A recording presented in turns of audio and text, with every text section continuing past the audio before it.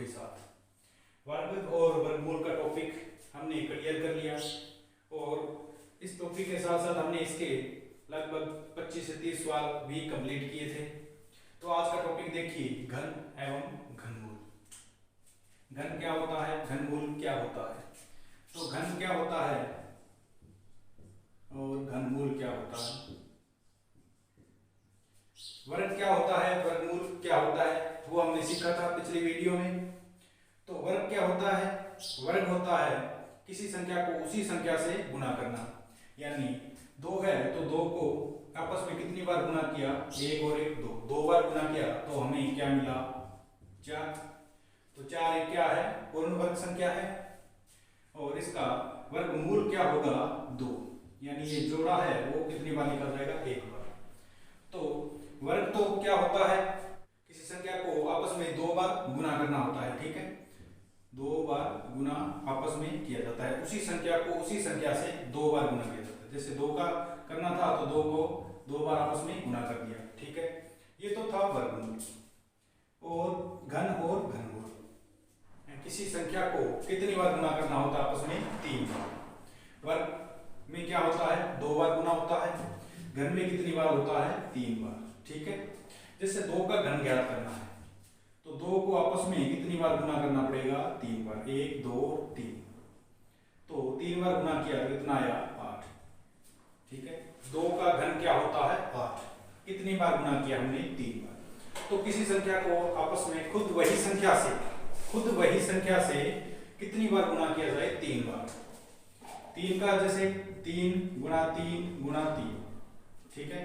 3 का हमें घन ज्ञात करना हो तो 3 को कितनी बार गुणा करेंगे आपस में, 3 बार।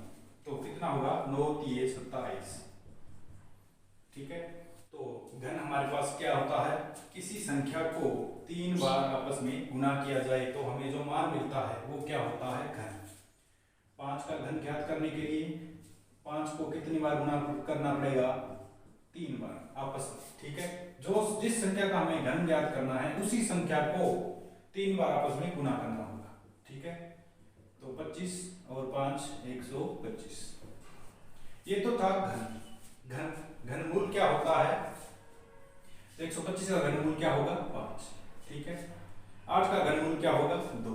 3 का घन 27 का घनमूल क्या होगा, 3। ये होता है इसका घनमूल। तो घन हमें पता चल गया क्या होता है। किसी संख्या का जब घन ज्ञात करना होता है तो उसी संख्या को कितनी बार गुणा करना होता है आपस में, 3 बार। 3 बार गुणा करेंगे तो हमें क्या मिलेगा, घन। वर्ग में क्या होता है, संख्या को 2 बार गुणा करना पड़ता है आपस में और इन दोनों का एक जोड़ा बनता है, ठीक है। वर्ग में 2 संख्याओं का एक जोड़ा बनता है, ठीक है।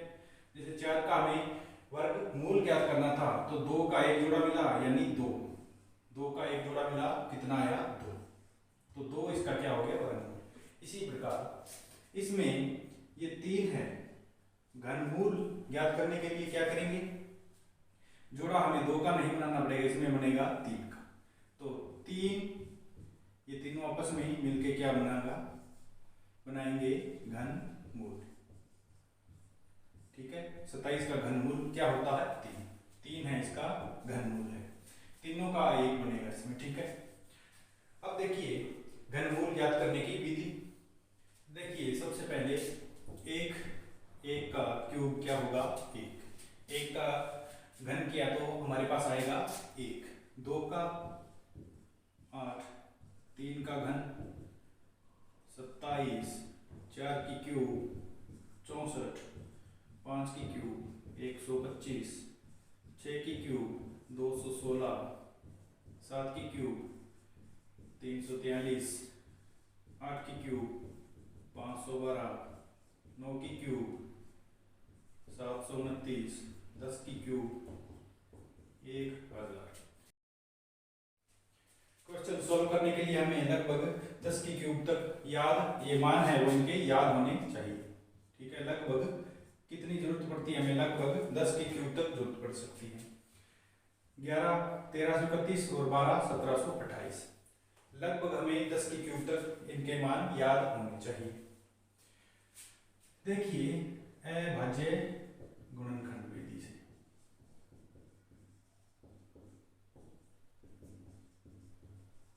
अभाज्य गुणनखंड विधि। अभाज्य गुणनखंड विधि से हम क्या निकालेंगे? घनमूल।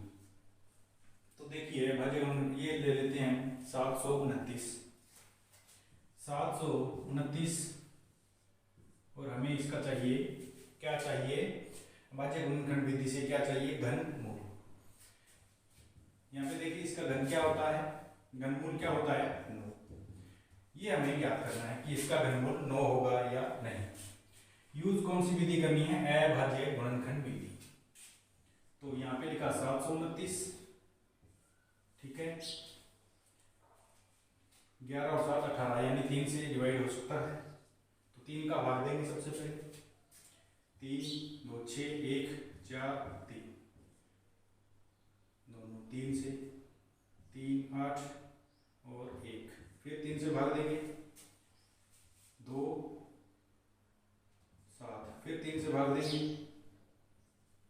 फिर 3 से, और फिर 3 से। तो 729 के अभाज्य गुणनखंड हमें क्या मिले?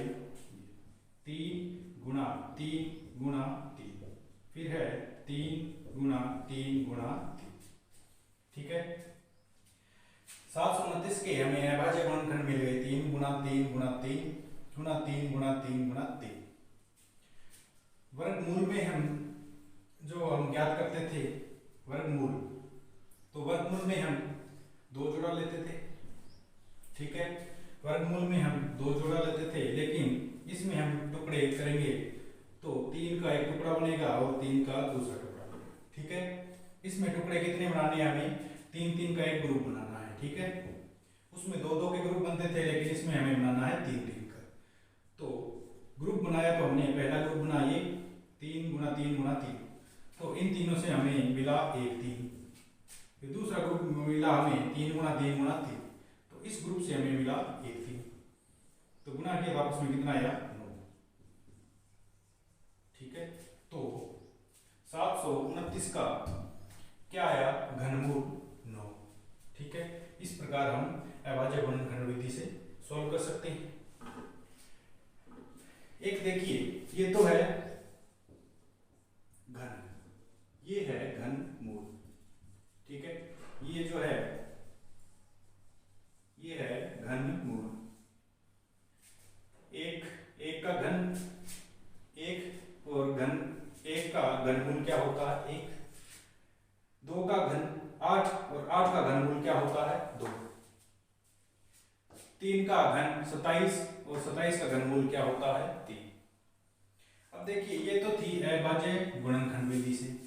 कितने का किया था हमने? 729 का। अब हम कोई दूसरा क्वेश्चन लेंगे और उसमें हम अभाज्य गुणनखंड विधि भी यूज करेंगे और एक दूसरी विधि भी यूज करेंगे। तो नेक्स्ट क्वेश्चन देखिए,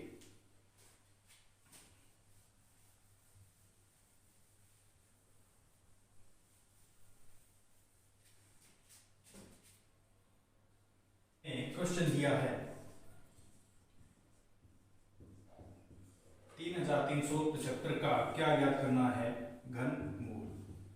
घनमूल हमें ज्ञात करना है। 3375 का घनमूल हमें ज्ञात करना है। तो सबसे पहले हम इस विधि का यूज करेंगे, अभाज्य गुणनखंड विधि का। 3375 पीछे 5 है तो 5 से भाग देंगे, कितने बच जाएगा? 6, फिर 3 7 2 5, फिर 5 से 1 3 और 5, फिर 5 से 2 7 27 आ गया। 27 को हम देंगे 3 से भाग, फिर 3 से और फिर 3 से। तो 3375 के अभाज्य गुणनखंड हमें मिले 5 गुणा 5 गुणा 5, फिर है 3 गुणा 3 गुणा 3, ठीक है। ये हमने इसके गुणनखंड ज्ञात कर लिए।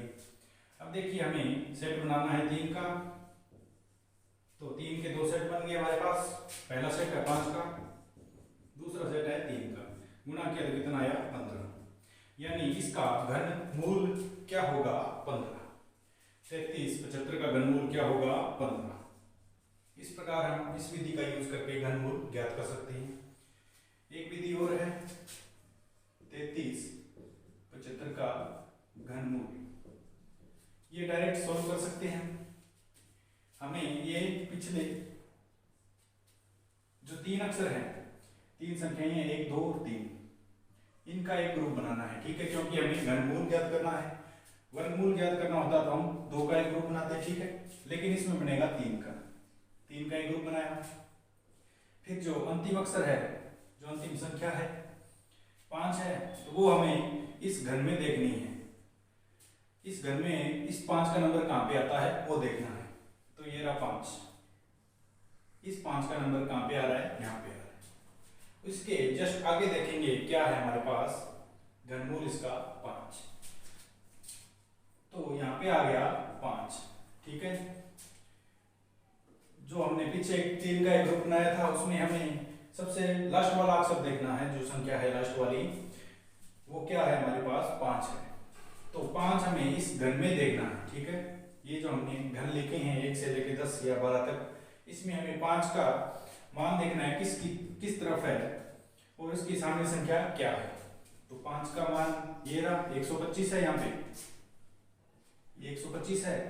इसके सामने जस्ट देखना है घनमूल में, इस संख्या के जस्ट सामने देखना है घनमूल में। घनमूल में इसके सामने क्या है 5, ये है 5, ये 5 लिखा हमने, क्यों लिखा, क्योंकि इसके सामने घनमूल में क्या है 5, तो ये 5 हमने यहाँ पे लिखा। उसके बाद देखिए इसको छोड़ा, लास्ट हमारे पास बचा 3, अकेला 3। तो ये 3 है वो किस किस के बीच में आ रहा है वो हमें देख,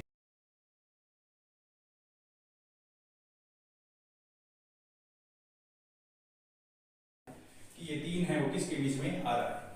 तो देखिए 1 और 8, 1 और 8 के बीच आ रहा है, और इस तरफ देखिए 1 और 8 के बीच आ रहा है, इस तरफ देखिए कहाँ है 1 और 2 के बीच में। तो जो छोटी संख्या है, छोटी संख्या क्या है 1, तो 1 छोटी संख्या लिखी जाएगी हमारे पास, ठीक है। ये जो 1 है, छोटी संख्या 1 है यहाँ पे, तो 1 लिखा जाएगा यहाँ पे। तो इसका डायरेक्ट आंसर क्या आ गया 15, 33 75 का डायरेक्ट आंसर क्या आ गया 15। इस प्रकार हम सॉल्व कर सकते हैं। एक क्वेश्चन और देखिए,